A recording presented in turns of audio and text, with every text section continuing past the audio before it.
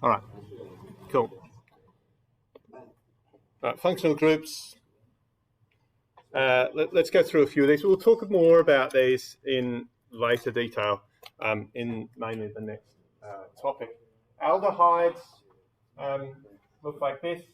It's a C double bond O just with an H. So you can see some of the difference there with carboxyl.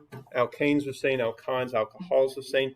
Amide, right, is kind of similar to an ester, right? So we've got that C double bond O, but instead of O and then R, it's NH2. Really, it's NH, but primary amide is NH2 on the end. And amine is just an NH2, right?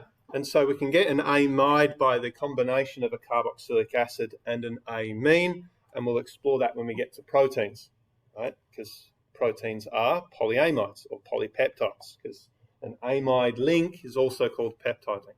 Carboxylic acids we've seen, esters we've seen, haloalkanes we've seen. Ketones, right, is similar to an aldehyde, but the difference being is that it's wedged in between two alkyl groups, okay? And the C double bond O carbon is often referred to as carboxy. Anyway, that's not that important. Anyway, ketone, C double bond O in the middle. Bond energies, right, kind of already discovered this when you were doing the questions, is the stronger the bond, the greater the amount of energy. So when it comes to single bonds, if we've got a greater difference in electronegativity, then we have, sorry, let me fix that up. Greater electronegativity between the atoms, we have a stronger bond, right? As we can see there, by fluorine is the most electronegative element, followed by oxygen. We can see that fluorine has a much stronger bond compared to oxygen.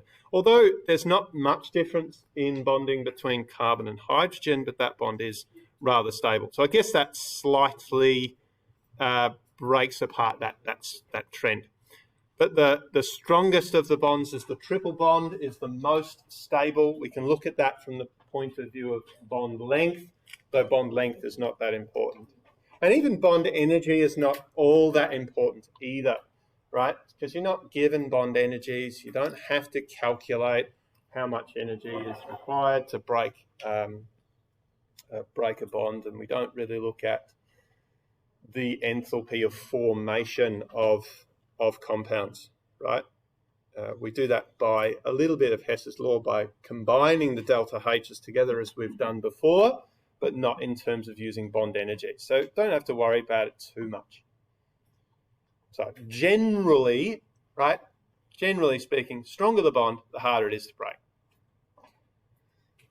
That said, the interesting thing about double bonds is, despite the fact that it's a stronger bond to break, alkenes are more reactive than alkanes. That's not about the breaking of the double bond necessarily.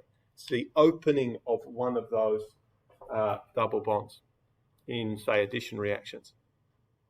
Right, and we'll talk about that next chapter. All right, so different functional groups and looking at their molecular and structural formulas. Isomers, right? Structural and stereo. We've seen structural before, chain isomers or branched isomers, right? When we just rearrange those alkyl groups. Positional isomers, right? Referring to mainly functional groups by shifting the position of the functional group. And that also has an influence, and it changes the properties of the substance. And we'll talk about that as well. Stereoisomers, that's the new bit that we'll talk about. A really great website has got some awesome infographics. It's called Compound Interest, CI. There's heaps on there. And so I'll show you some of these from time to time where they're useful. We don't really talk about functional isomers in this context.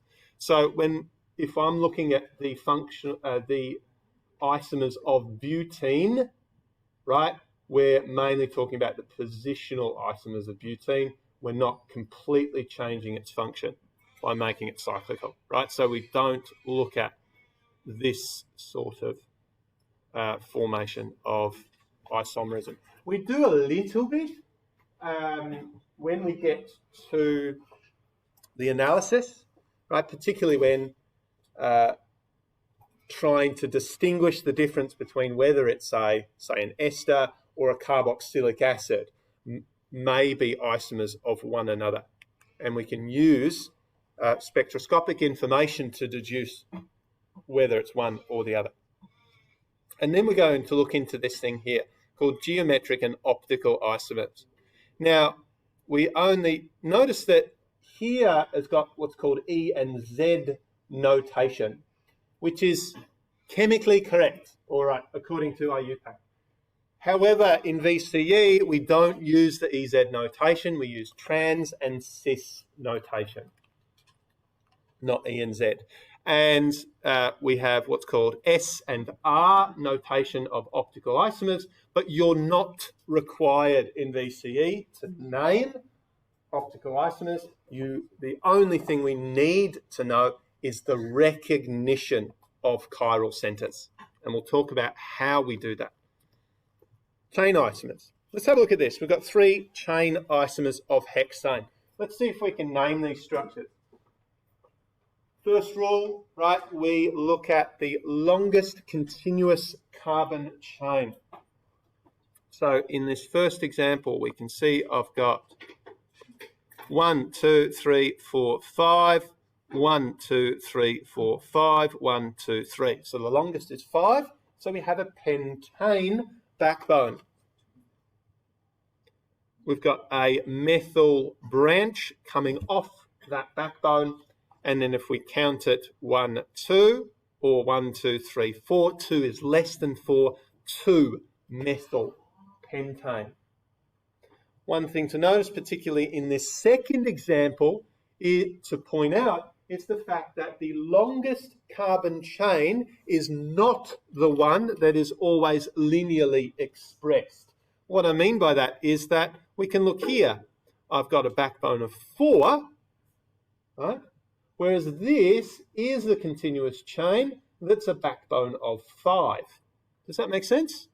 You see that? That's a common mistake to call this, say, 2-ethyl butane, whereas in fact it's got a pentane backbone with a methyl coming off the 3rd carbon. So that's 3-methyl pentane, 2-methyl pentane, 3-methyl pentane. Here, 1, 2, 3, 4, 1, 2, 3, 4, right? I can see I've got, so the longest carbon chain is 4, so it's got a butane backbone. I've got methyl and methyl groups coming off, and so we need to specify which carbon both of them come off. So we would call this 2, 2, because we need to specify the position of both, even if the carbon is the same. So 2, 2, di, meaning 2, so 2, 2, dimethyl butane. Yeah? Now, remember when I talked about the standard notation is listing in alphabetical order? That's not inclusive of the prefix if you've got multiple of the same functional group. So the M of methyl would take priority over the D for di, if that makes sense. But yeah, so you're not going to get more than 2 functional groups anyway. Functional groups, so the position, we change the position of where the functional group sits. So in this example, 1, 2, 3, 4, bute, an, all single bonds, ol. 1, butan, 1, ol. Hydroxyl functional group, that's the ol name, coming off the 1st carbon, off a butane backbone. Butan, 1, ol. And then we can have butan, 2, ol, with that hydroxyl group coming off the 2nd carbon. What we notice, and I'll talk about this again, I'll mention this now and I'll talk about it more later, is that positional isomers of polar functional groups slightly lowers the polarity. So what we end up with is that positional isomers of polar functional groups lowers the boiling point.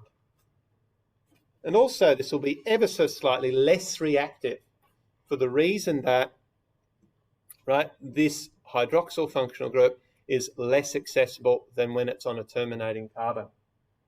And also the products of reactions of this versus this will be different. We'll talk about that as well in the next topic. Changing the position of double or triple bonds. But 1-ene, but 2-ene, moving that double bond across.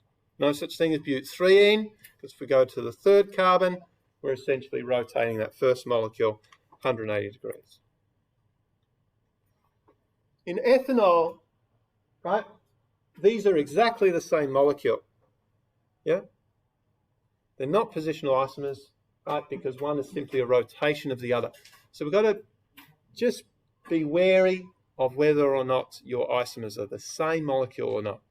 It comes down to, ensuring we're counting from the right side. Not the right side, but the correct side. We can have chain and positional isomers. So let's look at these two. So this is isomers of butanol. 1, 2, 3 as our backbone chain. Now your backbone chain must contain the functional group if you've got one. So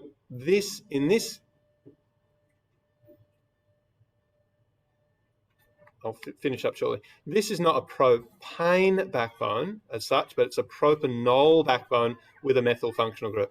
So methyl propan 1-ol. So 2-methyl-propan-1-ol. This is 2-methyl-propan 2-ol in that case. All right, I'll leave it there. Thank you.